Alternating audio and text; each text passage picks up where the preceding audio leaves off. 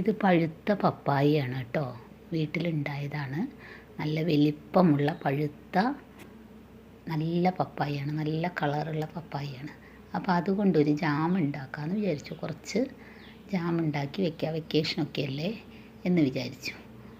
എന്നിട്ട് അതിന് മുറിച്ച് തോലൊക്കെ കളഞ്ഞ് വൃത്തിയാക്കി അതിനെ നമ്മൾ കുഞ്ഞു കുഞ്ഞു കഷ്ണങ്ങളാക്കി നമ്മളൊരു ബോക്സിലേക്ക് ഇട്ടു.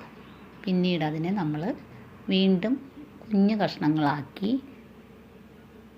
ഒരു കുക്കറിലേക്ക് അതിനെ നമ്മൾ ഇടുകയാണ്. ഇപ്പോൾ വേനൽക്കാലം ആയതുകൊണ്ട് പഴവർഗ്ഗങ്ങൾ കഴിക്കുന്നത് ശരീരത്തിന് നല്ലതാണ്. പ്രത്യേകിച്ചും പപ്പായ പോലുള്ള പഴുത്ത പഴങ്ങൾ ഏറ്റവും ഔഷധ ഗുണമുള്ളതാണ്. ഓക്കെ, അപ്പോൾ അതിനെ ചെറു കഷ്ണങ്ങളായി നമ്മളൊരു കുക്കറിലേക്ക് ഇട്ടു. ശേഷം അതിനെ സ്റ്റൗവിൽ വെക്കുന്നു. കുറച്ച് വെള്ളം ഒഴിക്കുക, കുറച്ച് മതി അതൊന്ന് വേവാനായിട്ട്. ആവശ്യത്തിന് കുറച്ച് പഞ്ചസാരയും ചേർക്കാം. വല്ലാതെ പഞ്ചസാര ചേർക്കണമെന്നില്ല. എന്നിട്ടത് ചൂടാക്കുക. ചൂടാക്കിയ ശേഷം നന്നായി വെന്തുടയാനായിട്ട് അനുവദിക്കുക. വെന്ത് ഒരുവിധം അത് നന്നായി അലിഞ്ഞു ചേരുമ്പോൾ നമ്മൾ എന്ത് ചെയ്യണം? അതിനെ നന്നായി കയ്യിലുപയോഗിച്ച് ഉടയ്ക്കുക.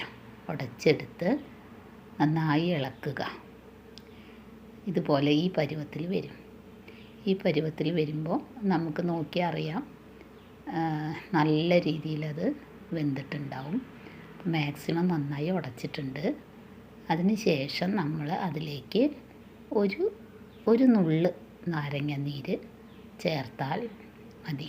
ഇതിപ്പോൾ നാരങ്ങ വെള്ളം ഉണ്ടാക്കാൻ വേണ്ടി വെച്ചതാണ് ഞാൻ. അപ്പോൾ അതിന്ന് ഒരു തുള്ളി നാരങ്ങ നീര് ഇതിലേക്ക് ഒഴിച്ചാൽ മതി. നമ്മുടെ ജാം റെഡി ആയിട്ടുണ്ട്.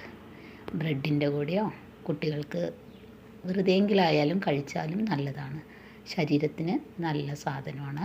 അപ്പം ഇങ്ങനെ ജാം ആക്കി കൊടുത്താൽ ദോശയൊക്കെ കുട്ടികൾക്ക് അതിൻ്റെ കൂടെ ഒപ്പി കഴിക്കാനായിട്ട് പറ്റും, ശരീരത്തിലെത്തും. ഓക്കെ.